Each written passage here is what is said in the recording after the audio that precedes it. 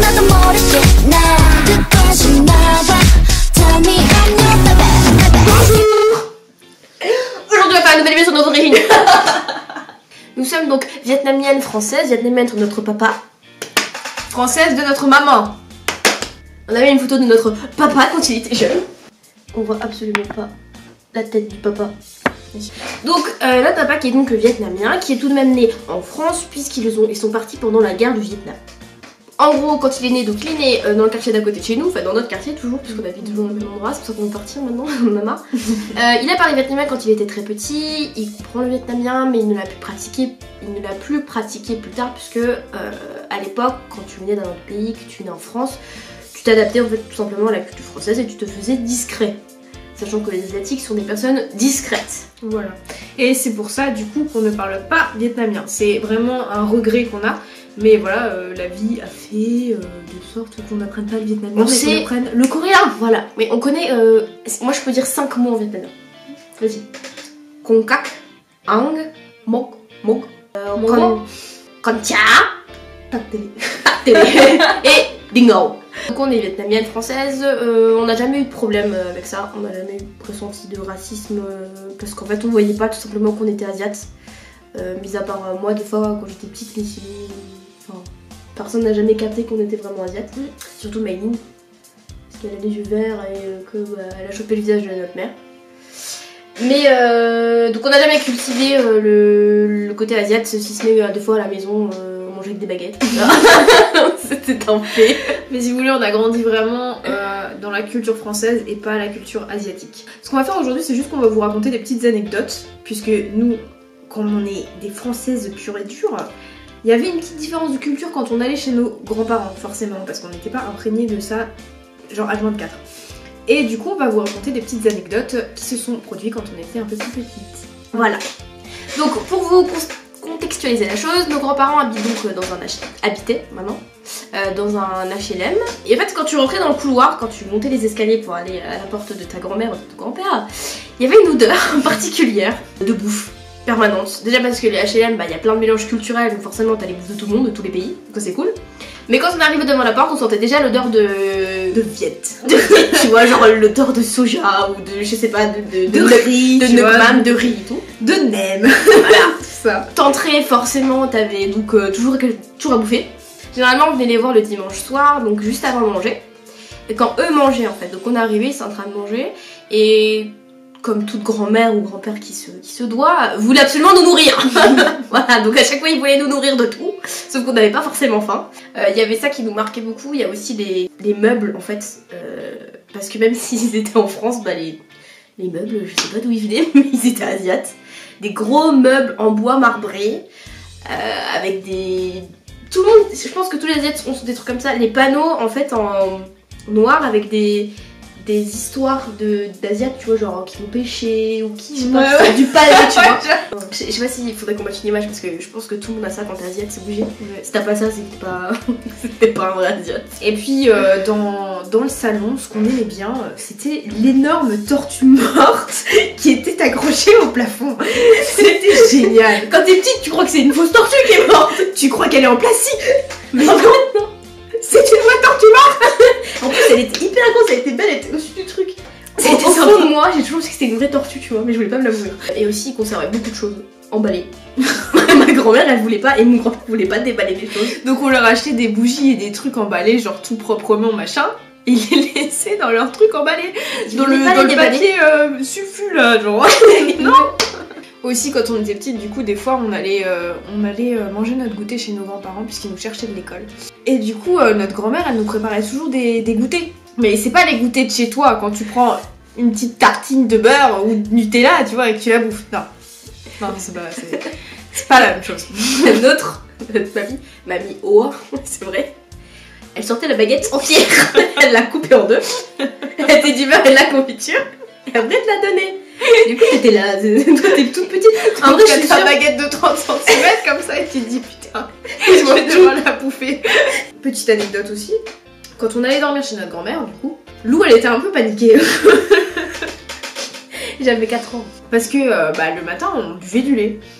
Ce qui est normal pour un enfant de 4 ans, vous me direz. Mais on allait chez Mamie Oa. On allait chez notre mamie Viette. Et notre papy Viette. Et notre papy Viette. Et du coup, qu'est-ce que t'as demandé, Lou? J'ai demandé à ma mère si on pouvait prendre du lait de chez nous. Parce que là-bas, il y avait du lait chinois. Déjà, à 4 ans, j'étais raciste, je faisais pas les différences. C'était du chinois pour moi. Alors que non, c'était du lait normal, hein, parce que c'était aussi une pile à côté comme nous. Hein. Mais bon, attaque. Donc, c'est des petits trucs comme ça qu'on a retenus de nos grands-parents. Et qu'on retiendra toujours parce que bah, c'est ce qui fait que. On avait une différence culturelle, mais c'était très léger quoi. À la maison, on n'a jamais vu de différence quoi. Enfin, à part la cuisarie. Nous, on cuit notre riz à la cuisarie. Ouais, voilà, c'est ça.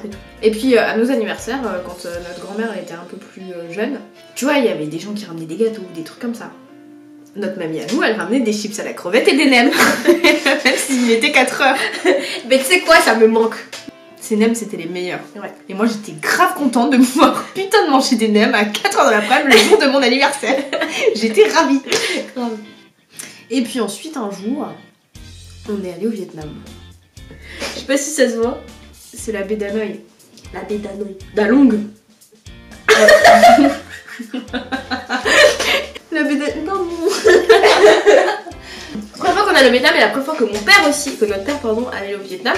Et en fait on a retenu tellement de choses de ce pays que c'est pour ça qu'on veut absolument y retourner l'année prochaine. 13 ans, 14 ans. Et moi du coup j'avais 3 ans ou 4 ans de plus.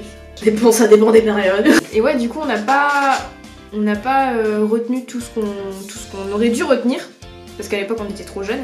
Et du coup c'est pour ça qu'on veut y retourner pour se faire de nouveaux souvenirs. Et puis pour cette fois-ci s'en rappeler. Et vous le raconter d'ailleurs. Ce qu'on se rappelle du Vietnam, c'est les nems qu'on a mangés dans un truc qui faisait hyper peur. Ils étaient super bons, c'est bourré le bide. On se souvient évidemment des temples, des milliers de pagodes qu'on a visitées, on n'en pouvait plus, des Bouddhas qu'on a vus.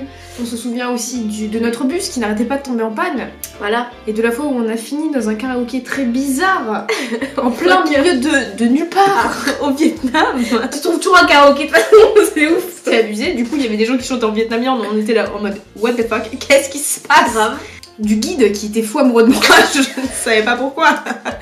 Ah oui, d'ailleurs, petite anecdote sur le guide, quand on ne l'écoutait pas et qu'il captait, du coup il s'énervait et il donnait des coups dans les murs et dans les trucs et il faisait des... Tu te souviens pas? Il donnait des trucs de kung fu comme ça, genre waouh. Genre dans les trucs il se vénère, mais si, il y avait une barrière une fois.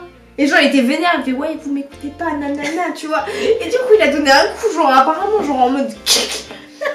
Moi je me rappelle aussi la fois où on était sortis, on était en ville. Et tu sais, on allait dans un théâtre là. On est passé devant plein de petits qui faisaient du karaté ou du kung fu. Donc c'est trop drôle, c'est comme dans les films, genre Karate Kid, mais vraiment. On est arrivé sur une grande place et t'avais plein d'enfants avec leur kimono là. Et il y avait un sac qui était accroché à un arbre avec un maître, enfin ouais, je sais pas, le professeur quoi, qui était assis là sur son tabouret là. Et notre père il a fait la queue derrière tous les petits. Et en fait il devait taper dans le sac. Donc il devait faire juste un coup de pied comme ça, il fait la queue comme ça quand t'es en sport en machin, parce que c'était beaucoup plus classe. Et du coup il a fait la queue et tout, et après il a tapé dans le sac et tous les petits c'était genre wow. Et il y a plein de trucs comme ça que tu vois je n'osais pas faire quand j'avais 14 ans, mais que je me permettrais trop maintenant. Ouais. Sinon il y a aussi la fois, le premier soir, où notre mère nous a réveillés. Tu vas au Vietnam, tu te tapes 15 heures de trajet. Tu pars de chez toi, il est 8 h, t'arrives là-bas, il est 7 h du mat. T'es fatigué, t'as pas dormi dans l'avion, tu dors pas dans un avion, c'est pas possible, ou alors t'es en première classe, ce qui était pas notre cas. Tu arrives à 7 h du matin avec tes valises, tu te dis bon t'es au Vietnam c'est cool et tout, tu dis tu vas chiller aujourd'hui, tu vas poser tes affaires, tu vas découvrir un peu normal. Non, t'enchaînes toute la journée à te taper des temples, des pagodes et des temples. Des pagodes. Vers 18 h tu te dis ça y est c'est bon, je veux enfin rentrer chez moi, dans l'hôtel j'en ai trop marre. On te dit non, on va encore rester dans la rue. Franchement, quand on m'a dit qu'on allait dans la rue, je crois que j'allais pleurer. Moi aussi, j'avais trop envie de chialer. J'avais envie de chialer. Tant bien, les gars. On avait trop marre. aussi. On rentre finalement à l'hôtel, on mange, on dort. Je suis dans mon rêve, mais dans son rêve aussi, je m'en fiche. Et j'entends quelqu'un toquer à la porte. Je dis putain, ça y est, faut que je me lève et tout. J'ouvre la porte, je vois ma mère derrière la porte qui fait oui, putain, les filles, faut qu'on se lève et tout. Il nous a pas réveillés, il est 7 h du mat, faut qu'on y aille. Je dis putain, c'est pas possible. Je fais ok et tout, je m'habille, chaussures, maquillage, machin, lunettes. Mais il est encore en train d'émerger dans la chambre. Je vais dans la chambre de mes parents, j'étais hyper fatiguée, je regarde l'horloge comme ça, et je vois qu'il y a écrit 23 h 30. C'est pas possible. Je regarde ma mère, je fais maman, il est pas 7 h 30, il est 23 h 30. Elle me fait ah mince, j'ai oublié de voir la décalage horaire. Comment te dire que là je suis entrée dans ma chambre. Elle était toute habillée, elle avait ses chaussures. J'étais Elle s'est posée sur le lit comme ça, genre. Elle s'est endormie. J'ai juste prévenu May en lui disant mais écoute il est 23h30, endors-toi. Elle était encore même pas habillée, elle a fait ok c'est bon vas-y, j'enlève mes trucs, elle s'est recouchée. Moi je me suis couchée d'un coup comme ça.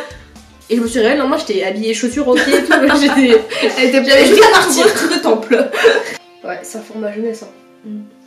En tout cas voilà, c'était une petite partie de nos origines et de ce qu'on a vécu jusque-là avec la culture asiatique. Donc on a vraiment hâte de retourner au Vietnam et de découvrir aussi plein d'autres pays asiatiques. Et on espère que vous nous suivrez dans nos aventures. On espère que la vidéo vous aura plu. Vous pouvez nous suivre comme d'habitude sur Instagram et sur Twitter. Et on se voit du coup la semaine prochaine. Pour une vidéo qui va être faite fin décembre avec les garçons, avec Kevin et Mathieu pour ceux qui connaissent, on a besoin, s'il vous plaît, que vous écriviez des courtes fanfictions, une page, 2 pages, s'en fiche, même vraiment un petit truc, qui mettent en scène soit nous 4, soit juste les garçons, soit juste un garçon et une fille, enfin bref, avec qui vous voulez, avec des idoles, on s'en fiche, pour qu'on ait des petites histoires et qu'on puisse les lire avec eux en fait pour bien rigoler. Donc merci à vous si vous participez, et si vous nous envoyez votre truc, vous nous l'envoyez soit sur Twitter, soit sur Instagram. Donc on compte sur vous, on vous fait des bisous et on vous dit à la semaine prochaine. La bise!